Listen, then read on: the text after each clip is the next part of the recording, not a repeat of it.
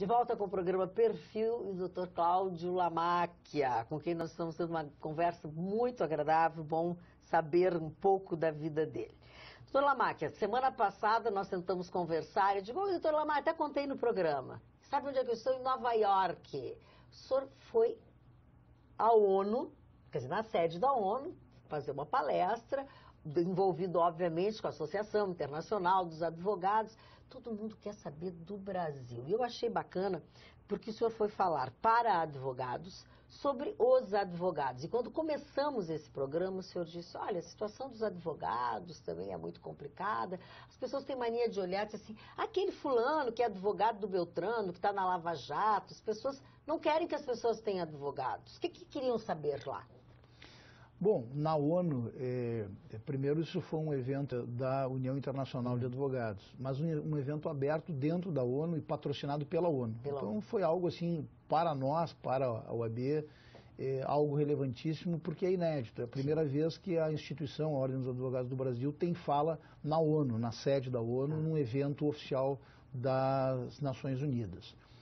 E nós, o tema que me coube, exatamente o que me pediram que falasse, foi exatamente das garantias da advocacia e do Estado Democrático de Direito. Lógico que, após a minha fala, as perguntas todas de todos os representantes dos países que lá estavam, de todos os advogados também que estavam lá, mas não eram apenas advogados, era a situação do Brasil, o que o Brasil vive hoje. Mas é importante que a sociedade compreenda, né, o porquê da necessidade do fortalecimento da profissão do advogado, né? Porque o advogado, ele representa o cidadão em juízo. E na medida que tu tens um advogado que esteja enfraquecido, quem está enfraquecido é o cidadão, ao fim e ao cabo. Porque o advogado, ele dá voz a um pleito de alguém. O advogado representa a cidadania em juízo. O advogado busca direitos que são fundamentais na vida, né? Direito à liberdade, direito à honra, direito ao patrimônio. É o advogado que está representando alguém em juízo. E se o advogado estiver enfraquecido, como disse, enfraquecido estará esta pessoa que nós, advogados, estaremos representando. E é por isso que as pessoas têm que compreender que a maturidade de um Estado democrático de direito, a maturidade de uma democracia se mede exatamente pelo respeito que as autoridades públicas têm com a figura e com o papel real que tem o advogado num Estado democrático. Porque o advogado é este profissional que é, assim como disse agora, o representante legítimo de todo cidadão e que busca o direito do cidadão em juízo. E por isso é tão importante, em determinados momentos, que se afirme e reafirme exatamente esta necessidade da presença do advogado.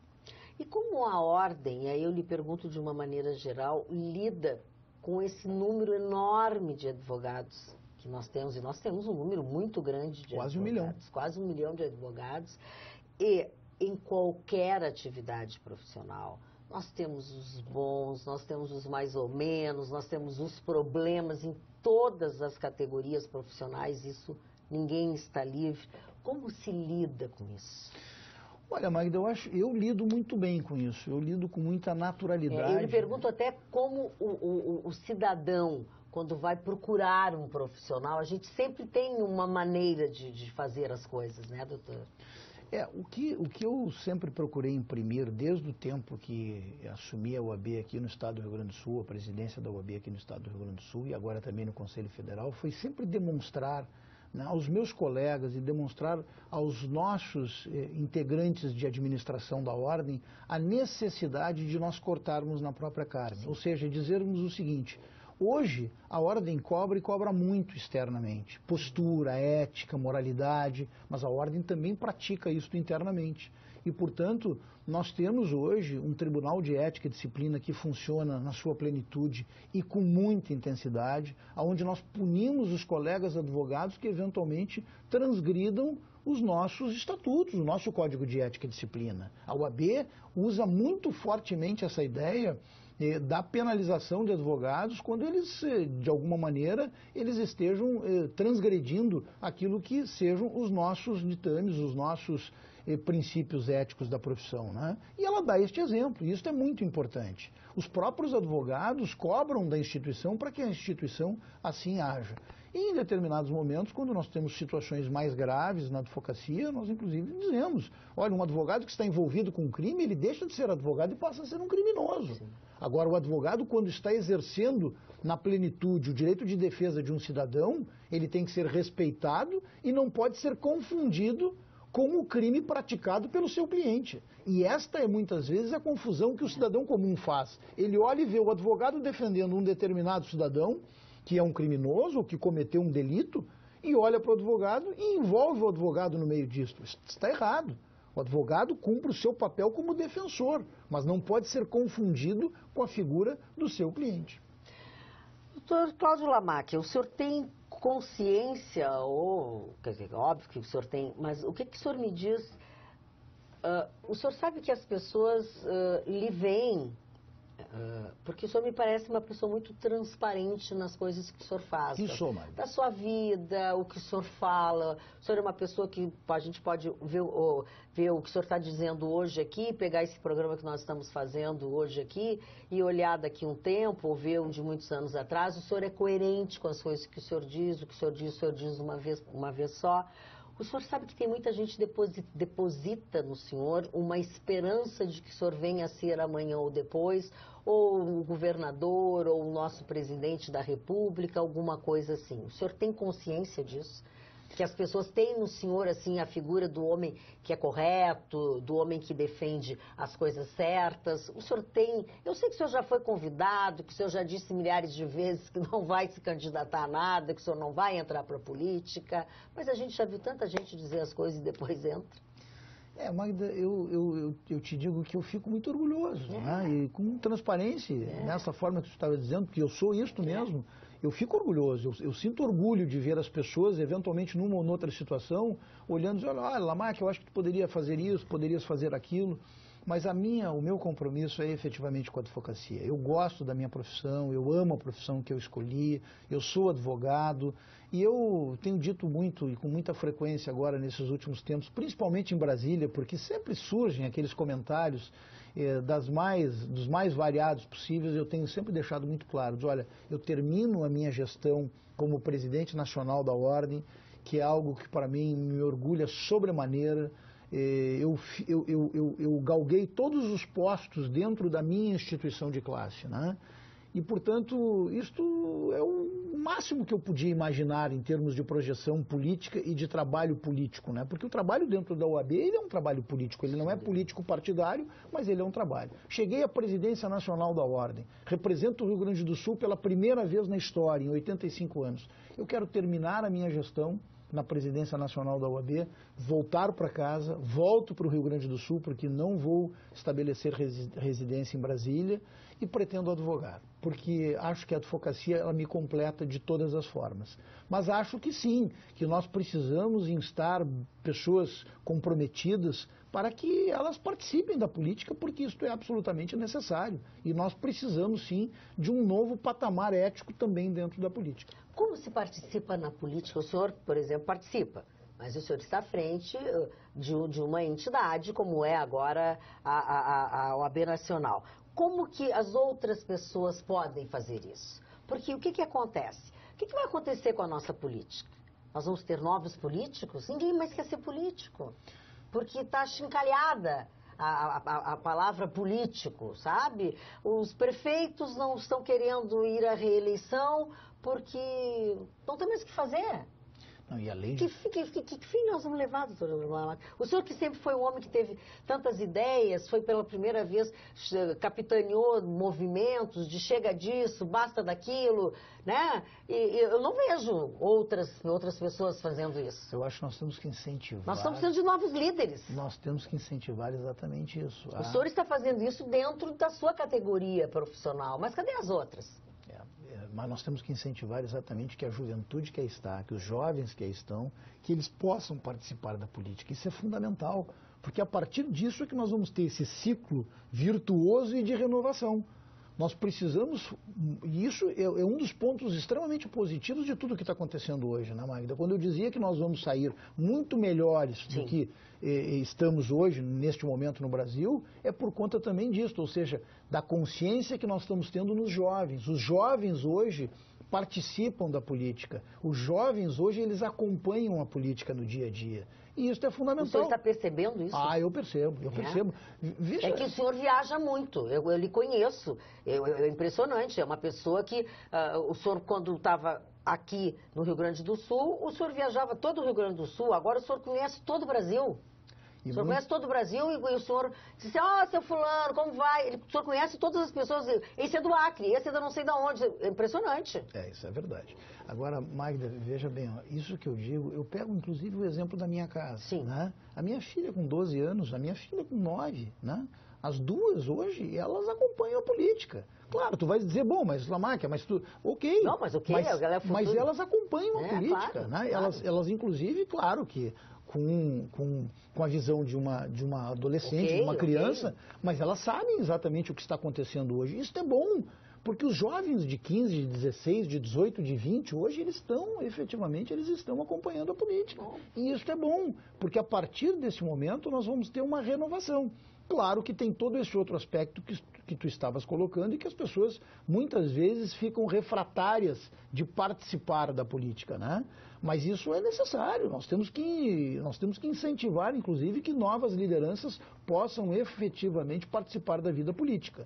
No nosso caso, na instituição, na UAB, ao longo destes 9 anos e meio, 10 anos, eu tenho sempre afirmado com muita veemência, inclusive, isto, né? A Ordem dos Advogados do Brasil, ela não se envolve com as paixões da política partidária. A UAB, ela tem outros compromissos, mas o partido da UAB é o Brasil. Né? A nossa ideologia, a Constituição Federal. O dirigente de ordem, ele não pode se movimentar de acordo com qualquer ideologia política partidária. Por quê? Porque se ele faz isto, a instituição perde aquilo que de mais importante ela tem, que é a sua credibilidade. A UAB não é do governo, a UAB não é da oposição, a UAB é do cidadão e do advogado. A Ordem dos Advogados do Brasil, ela tem credibilidade. Cada vez que ela fala, ela tem esta, digamos assim, esta penetração tão forte e ela tem tanta importância no que está dizendo, exatamente por isto. Porque ela não pode se deixar levar pela política partidária. Assim como nós, desde o primeiro dia da minha posse no Conselho Federal, pedimos o afastamento do então presidente da Câmara dos Deputados, Eduardo Cunha, né, que foi o primeiro ato, inclusive, da minha gestão, né, fomos à Câmara dos Deputados e fomos ao Supremo Tribunal Federal também, pedir o afastamento de Eduardo Cunha, do então presidente da Câmara dos Deputados. Nós, em ato seguinte, pedimos a cassação do senador Delcídio do Amaral, entramos e ajuizamos o pedido de impeachment da presidência da República. Hoje criticamos, inclusive, o governo Michel Temer, inclusive agora a questão do ex-ministro Romero Jucá. Sim. Portanto, a Ordem tem demonstrado que ela não tem partido, que ela não tem lado nesse processo, que o lado dela é exatamente o lado da cidadania. Porque isso é o que a instituição tem que fazer. A UAB tem um compromisso fundamental e inarredável com a defesa das prerrogativas profissionais dos advogados, com a fiscalização do exercício profissional da nossa profissão, mas ela tem também compromissos institucionais que são fundamentais e que estão na própria Constituição Federal, né, e na Lei 8.906. A defesa do Estado Democrático de Direito, a defesa da Constituição Federal, a defesa dos direitos humanos, a defesa das instituições e a busca permanente de uma maior igualdade social no Brasil. Por isso, a Ordem dos Advogados do Brasil, Magda, ela enche todos nós de orgulho, nós dirigentes de ordem, por isso eu sempre tenho dito, né, que o cargo que eu hoje ocupo de presidente nacional da UAB, ele, na minha concepção, ele é dos mais relevantes na República, se não, na minha concepção, o mais relevante de todos eles, por esta penetração que a instituição tem. Que não tem partido. Que não tem partido, e ela pode interferir em todas as áreas, em todas as áreas. E é importante que ela tem obrigação, né? Tem obrigação. Obrigação com o cidadão. Com o cidadão e pela Constituição Federal e por uma lei federal. Falando em Constituição, falando em lei federal, o senhor está falando assim, que agora o senhor já chegou no topo e tal. Existe algum impedimento de ter reeleição dentro do Conselho Federal, por lei? Não existe, não existe. Então eu acho que o senhor tem mais um período no Conselho. Não tem. Eu acho que tem. Não tem, Magda, não tem. Por duas razões. A primeira porque realmente eu quero voltar e ando já bastante cansado. Ou seja, eu tenho menos de 4 meses de gestão à frente da presidência nacional da OAB. Menos de 4 meses. Olha que dado... Que faz bastante tempo. Não, a sensação que eu tenho é que eu estou exercendo a presidência nacional há 2 anos. Né? Tamanho foi a... Ah, mas é que também, é que tu pegasse uma coisa que jamais passou pela cabeça de alguém pegar um momento como esse. E todos ainda dizem o seguinte, e além disso, Lamáquia, tu sentou na cadeira e acelerou de uma maneira... Né? Sim, porque tu desde o primeiro dia. Chegou derrubando as prateleiras, como se diz. Não, e cheguei, olha, eu acho que a ordem, e essa é a visão que eu tenho mesmo, a OAB não pode deixar de apreciar nada. Seja para que lado for. De forma democrática e técnica, a OAB tem que fazer isso. E esse é o papel da instituição. Mas a primeira razão é essa, e a segunda é porque nós também não temos, na história do Conselho Federal da Ordem, na história da nossa instituição nacional, nós não temos esse histórico de reeleição. Então, por 2 razões, assim, isso eu digo textualmente, de forma absolutamente tranquila, ou seja, termino a minha gestão, não, Magda, pode ter certeza, termino a minha gestão nesses 3 anos e volto para a advocacia. Aliás, eu não saí da advocacia, é bom que se diga isso. Aliás, é outra coisa importante de esclarecer para todos os nossos telespectadores, né? Porque as pessoas às vezes perguntam, mas Lamáquia, quanto é que recebe lá na OAB? Eu já sei que uma vez eu ia dizer, vamos deixar claro que tu não ganha um tostão para fazer isso. É um trabalho absolutamente voluntário. Ou seja, tu estás explorando aquelas mulheres que trabalham aqui em Porto Alegre, explorador de jovens e um irmão mais moço. Mas nós não ganha absolutamente nada lá. Né? E por isso eu também tenho que cuidar exatamente da minha atividade profissional, porque eu vivo, né, exatamente da minha atividade profissional. Eu vivo da advocacia e da minha profissão. E é óbvio que aí agora vem aquela coisa assim, e o segredo da boa forma, da beleza, porque tu continua lindo, bonito, em forma. Quer me deixar encabulado. Não, claro, imagina, olha, a cor da minha rosa, já ficou vermelho, ó. Tu não ia passar batido. Não, é que o Lamáquia e eu somos amigos desde muito tempo. E porque que horas que tu faz o quê? Tu não tem tempo pra nada, porque como tu disseste agora há pouco, tu mora na Gol, na TAM, na Azul. Tu não consegue fazer nada na tua vida. Não, até porque os nossos telespectadores também saibam. Eu contava para a Magda agora há pouco de que as pessoas me perguntam, mas Lamáquia, onde é que tu está morando? Em Brasília? Eu digo, não. Em Porto Alegre? Não. Mas onde é que tu mora? Eu digo, depende do dia. Tem dias que eu estou na Gol, tem dias que eu estou na TAM, tem dias que eu estou na Azul.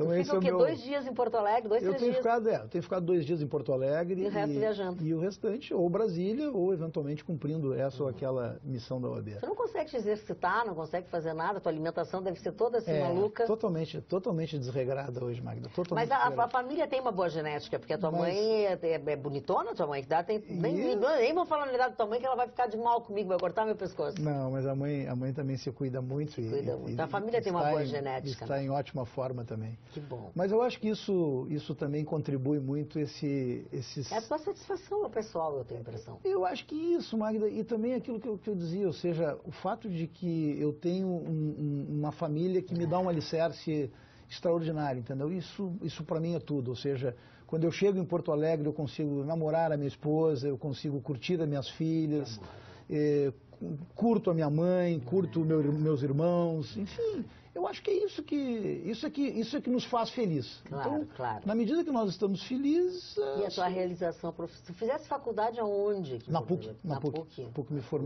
formei em Direito na PUC. Fizesse especializações, coisas assim, Fiz. Não, fora não. Fora não. Sempre fora aqui, não. Sempre aqui. Nada mais. Aí ele ficou vermelho. Mas... A gente tinha que descontrair um pouco, boa. Mas isso é muito bom mesmo. Isso é bom, no tempo do Fratello Soli. Por isso que eu me lembro quando eu te pergunto assim, cadê os jovens? Porque eu não vejo mais aquela coisa da nossa época. Todo domingo aquele grupo se reunia, os jovens estão muito dispersos, a vida está muito difícil, tem muita violência, tem muita coisa, eu não vejo mais isso.